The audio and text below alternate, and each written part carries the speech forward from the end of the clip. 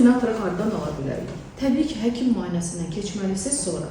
Çünki həkim müayinəsində biz baxırıq, oradakı belə deyim, deformasiyaya baxırıq, sizə hansı supinator köməklik edər, valgus deformasiyasına uyğun onun tağı nə qədər olmalıdır, ayaq uzunluğu varmı, buna baxmalıyıq. Yoxsa elə getdim aptekdən aldım, istədiyim bir yerə getdim, supinatoru aldım. Bu düzgün deyil. Ona görə bax, həkim müayinəsi, hətta bəzən soruşurlar, 42 razmerin qiyməti neçədir?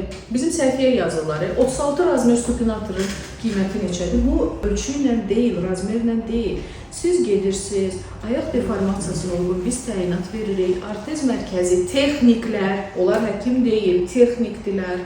O texniklər bizim verdiyimiz təyinata uyğun, düzgün supinatorun təyinatına uyğun onlar ölçü götürürlər və ayağa uyğun, hər deformasiyaya uyğun hazırlayırlar. Çünki yastı pəncəlik deformasiyası hamıda eyni görsənə bilər, amma orada belə deyim də, o deformasiya harda daha çox olmağına uyğun şəkildə supinatorlar düzəldilir.